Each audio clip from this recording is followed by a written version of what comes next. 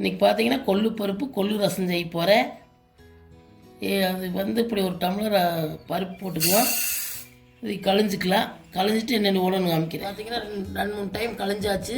இப்படி ஒரு தக்காளி ரசத்துக்கு போட்டுக்கலாம், 2 தக்காளி கட் பண்ணி போட்டுக்கலாம் பருப்புக்கு. இதில் பார்த்தீங்கன்னா மஞ்சத்தூள் 1 ஸ்பூன் போட்டுக்கலாம்.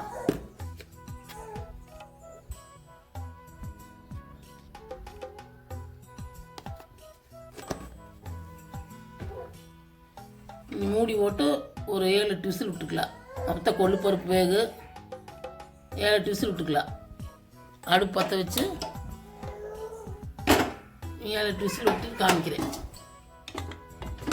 பார்த்தீங்கன்னா 7-8 விசில் விட்டு கொள்ளு பருப்பு இந்த அளவுக்கு வெந்துருச்சு. பார்த்தீங்கன்னா இந்த ஒரு தக்காளியோட தண்ணி வடிச்சுக்கலாம் ரசத்துக்கு.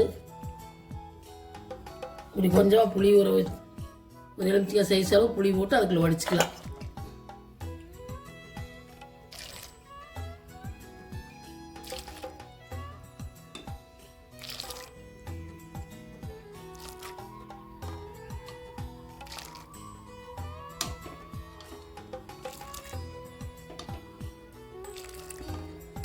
இந்த அளவுக்கு ரசத்துக்கு வடிச்சாச்சு.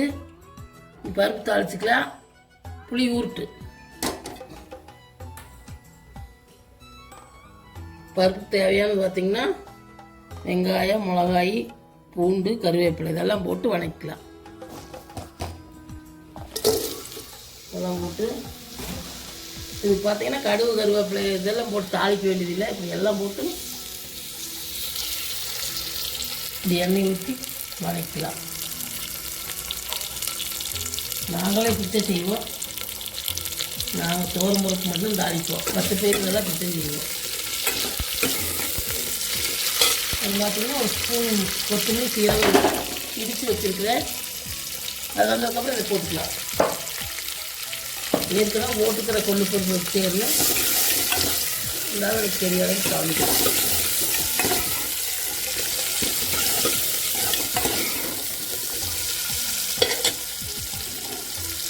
போட்டுக்கலாம்.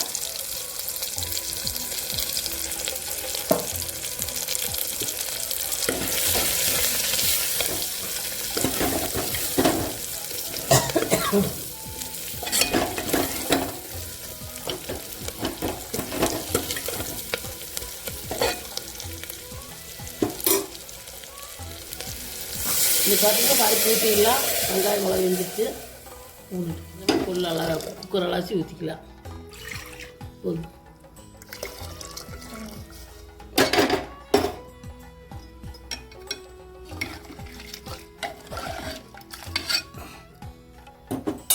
உப்பு சேர்த்துக்கலாம். நீ ஒரு 2 நிமிஷம் கொதிச்சதுக்கப்புறம் ஆஃப் பண்ணி நீங்கள் அப்படியே வேணாலும் கடைஞ்சிக்கலாம், மிக்சியில் வேணாலும் அரைச்சிக்கலாம், இல்லையா ஆட்டுக்கல்ல ஆட்டிக்கலாம். நான் மிக்சியில் அரைச்சி காமிக்கிறேன். பருப்பு இந்த அளவுக்கு கொதிச்சிருச்சு, நீ ஆஃப் பண்ணிக்கலாம். ஆஃப் பண்ணிட்டு ஆறுனதுக்கப்புறம் அரைச்சி காமிக்கிறேன்.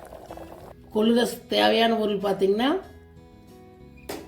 1 ஸ்பூன் மிளகு, 1 ஸ்பூன் கொத்தமல்லி, 1 ஸ்பூன் ஜீரகம், ஒரு 10-15 பூண்டு இதெல்லாம் போட்டு இடிக்கல் இடிச்சுக்கலாம். தாளிக்கிறதுக்கு தேவையானது 2 சின்ன வெங்காயம், ஒரு 2 வரமிளகா, கொஞ்சம் கருவேப்பிலை இது தாளிச்சிக்கலாம். இது இடிச்சிட்டு எப்படி செய்யணும்னு காமிக்கிறேன். நீங்கள் மிக்சியில் வேணாலும் அரைச்சிக்கலாம். தக்காளி, புளி இதெல்லாம் கரைச்சி வச்சுக்கலாம். புளி சேர்த்து இப்படி கரைச்சி வச்சுட்டு பருப்பு தண்ணியை அடுப்பத்தை வச்சு எண்ணெய் ஊற்றிக்கலாம். வடச்சட்டி வச்சு கொள்ளு ரசம் தாளிக்கிறதுக்கு.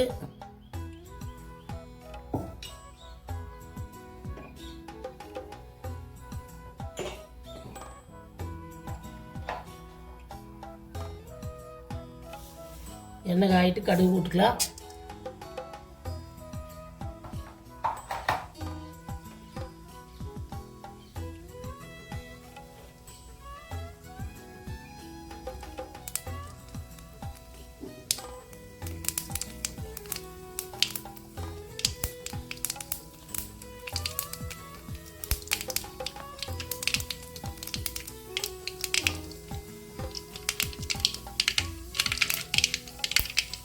வெங்காயம் போட்டுக்கலாம், மிளகாய், கருவேப்பிலையும் போட்டுக்கலாம்.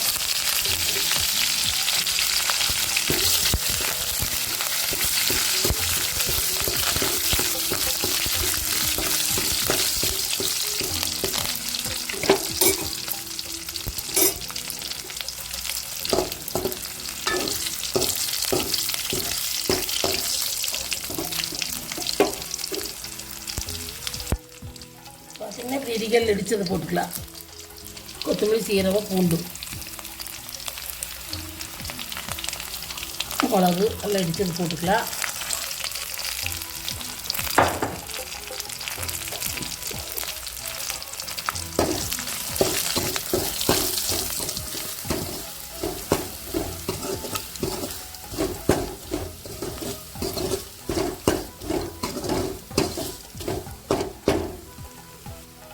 பச்சை வாசமாக வதங்கிருச்சு. எருப்பு தண்ணி ஊற்றி இது தாளிச்சு விட்டுக்கலாம்.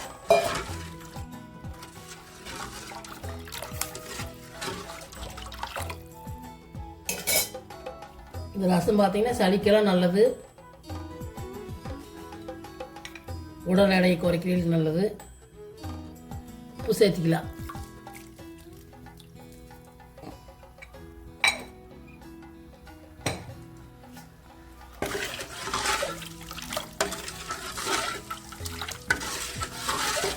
பார்த்தீங்கன்னா இந்த அளவுக்கு நுர கட்டிடுச்சு ரசம். நீ கொத்தமல்லி தழை தூவி இறக்குனீங்கன்னா கொள்ளு ரசம் ரெடி. நீங்கள் உங்கள் வீட்டில் செஞ்சு பாருங்க. கொள்ளு பருப்பு, கொள்ளு ரசம். பருப்பு கடைஞ்சிட்டு காமிக்கிறேன். பார்த்தீங்கன்னா கொள்ளு பருப்புடைய மிக்சியில் அரைச்சி ரெடி ஆயிடுச்சு. கொள்ளு ரசம் ரெடி ஆயிடுச்சு. எப்படி செய்யணும்னு வீடியோ போட்டுக்கிறேன், நீங்களும் பார்த்து செஞ்சு பாருங்க. இந்த வீடியோ பிடிச்சா லைக் பண்ணுங்கள், ஷேர் பண்ணுங்கள், சப்ஸ்கிரைப் பண்ணுங்கள்.